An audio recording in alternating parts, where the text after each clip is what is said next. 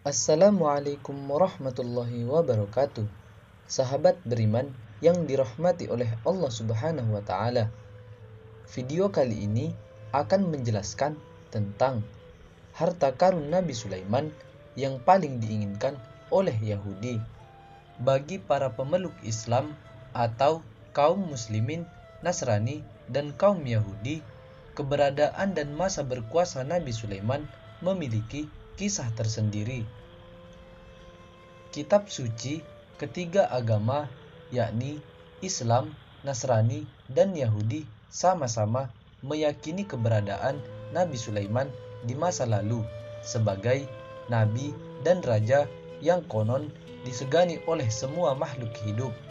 Tak hanya manusia sebagai rakyatnya, bahkan binatang, tumbuhan, dan angin pun tunduk kepada Nabi Sulaiman, seperti yang tercantum dalam kitab suci itu. Meski peristiwa atau masa kekuasaan Nabi Sulaiman sudah terlewat sejak berabad-abad lalu, nampaknya menyisakan tanda tanya besar yang belum terjawab hingga saat ini.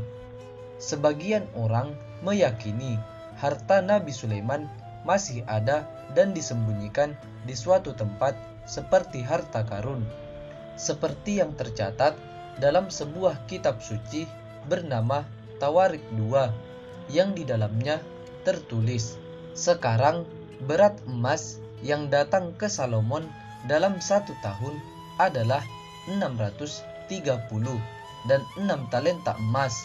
Selain itu, ia memiliki pedagang, dan dari pedagang-perdagangan rempah-rempah, dan dari semua raja-raja Arab, dan dari para gubernur negara. Selain itu, tercatat pula bahwa Raja Salomo membuat 200 sasaran emas yang dipatahkan, 600 shikal emas pergi ke satu sasaran, dan dia membuat 300 tameng dari emas yang dipukuli, 3 pon emas pergi ke satu perisai, dan raja menempatkan mereka di rumah hutan Lebanon. Selain itu, raja membuat tahta besar dari gading dan melapisinya dengan emas terbaik. Dan semua bejana minuman Raja Salomo adalah emas, dan semua bejana rumah hutan Lebanon adalah dari emas murni. Tidak ada yang perak. Itu tidak ada yang dicatat pada zaman Salomo. Jadi, Raja Salomo melebihi semua raja di bumi untuk kekayaan dan kebijaksanaan. Kekayaan Salomo atau Nabi Sulaiman telah membuat banyak orang percaya bahwa ada harta karun besar yang disembunyikan di suatu tempat dan menunggu untuk ditemukan. Namun, apakah isi dari harta karun itu agak tidak pasti dan dapat berkisar antara benda-benda emas dan perak hingga artefak yang lama didambakan perjanjian. Dalam sebuah teks Ibrani yang disebut Risalah Vesel yang diterjemahkan ke dalam bahasa Inggris sekitar 2 tahun yang lalu, harta Salomon meliputi tabut perjanjian, tabernakel, alat musik emas, dan jubah imam besar. Objek lain yang mungkin dari harta karun Sulaiman dapat ditemukan dalam banyak legenda yang menyelimuti kisah dari raja ini.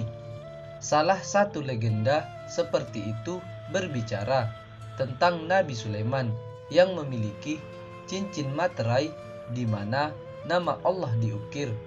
Dengan cincin ajaib ini, Nabi Sulaiman mampu memerintahkan iblis untuk melakukan perintahnya. Lalu banyak dugaan di mana beberapa peninggalan dan jejak Nabi Sulaiman ada di Yerusalem. Hal ini dilihat dari dinding yang dibangunnya di sekitar Yerusalem.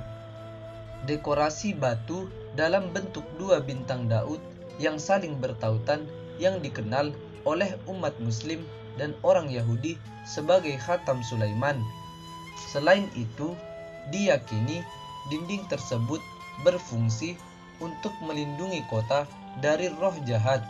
Simbol ini telah dikaitkan dengan kekuatan supranatural dan perlindungan sejak zaman kuno. Lalu, benda yang paling dicari selain hartanya adalah peninggalannya, seperti kuil suci yang menurut rumor kini tengah diincar oleh bangsa Israel dan diyakini tersembunyi di bawah Masjid Al-Aqsa yang hingga kini kebenarannya tidak dapat dipastikan. Dalam literatur kuno, kuil Nabi Sulaiman yang dikenal dengan Haikal Sulaiman juga masih menjadi misteri, meski umat Yahudi meyakini keberadaannya di bawah Masjid Al-Aqsa.